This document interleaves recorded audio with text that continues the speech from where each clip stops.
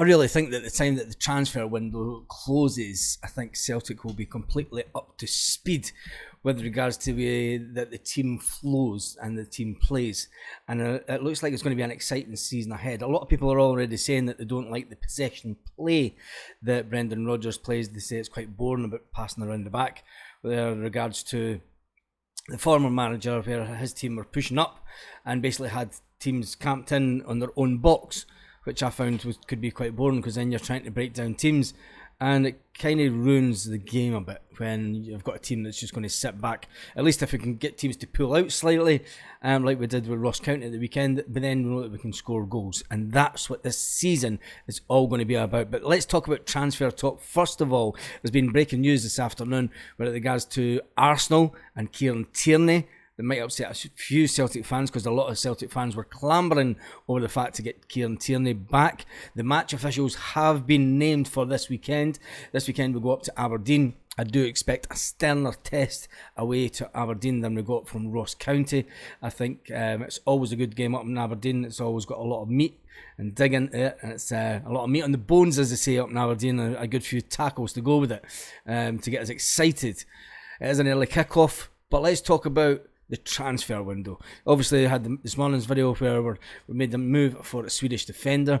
When we look at the team overall, your back two are going to be Rocky and big Cameron Carter-Vickers. And when you look at the players that were brought in, we're going to talk about them in a minute also. Celtic have also been spoke about the last couple of days about McAtee from Manchester City, the 20-year-old playmaker. A few people are saying that we could do with a really good playmaker in the middle of the park. We've kind of got a defensive midfield player there. I think if Calmac gets back to, he's sort of, everything goes through Callum, and you noticed that at the weekend when the man marked Callum McGregor, they kind of stopped us playing a bit. Anyway, the big news is the fact that Kieran Tierney could be off to Spain to play big clubs like Barcelona, Real Madrid, Valencia, and play against great stars like Carl Starfelt in the Sun. Anyway, Arsenal will be thinking they've got something to think about. Anyway, that's for definite. There was widespread speculation that Kieran would come back to Celtic. Obviously, they have said that he's going to be part of the team, but that hasn't stopped a Spanish side. Yep, a Spanish side coming in and making a transfer offer for Tierney. Real Sociedad, or that team Real Sociedad, have came in and made a loan application for Tierney. They can obviously meet his wage demands. Celtic cannot. It was always going to come down to the fact of the wage that he is on at the moment. Celtic are in no position to pay a big chunk of his wages unless our owner comes in and does something spectacular. But they have made the first move. The team from La Liga has been monitoring the Scottish defender for some time, and they've had their inquiry looked at for a season-long loan for Tierney. So it was unexpected. I did say if he was going to go anywhere, I didn't think he'd go back to Scotland. I think Spain would absolutely suit him as a player.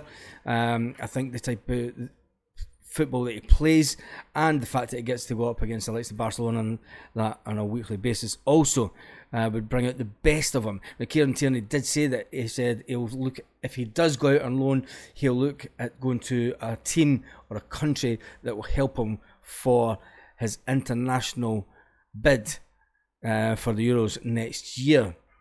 That's why I think he'll go to Spain rather than come back to Scotland, I am afraid. A lot of fans were hoping that he would come to Scotland. A lot of fans were hoping that there could maybe be some kind of deal. But, Arsenal do have a lot of defensive options in that position. So Tierney is still under a microscope by the home fans. The home fans still want him. Home fans think he should be getting more game time. But obviously Arteta has other things in mind.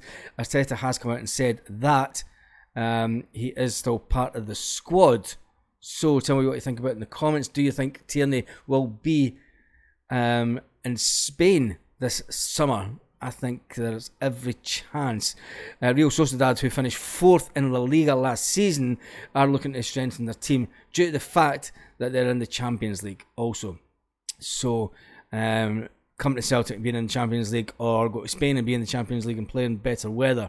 I think when it comes down to the money side of it, Celtic are going to be priced out this one, I am afraid. Now, when you talk about players that we have in, we've obviously seen Big Odin. He looks nice and calm in the middle of the park. And we have also seen Rocky play. I think Rocky's going to be an absolute rock beside Cameron Carter-Vickers. The one player that we haven't seen just yet is Marco. We need to get him fit. We need to get him back on the pitch. And then when you look at the Japanese players that were brought in, South Korean players that were brought in, Yang, he looks like he's going to be a complete handful. Kwon, I think he's still that we're looking at. We don't know how he's going to be just yet. But when you looked at Yang at the weekend, he looks as if he's going to be some prospect. So bringing players in, where does that take us?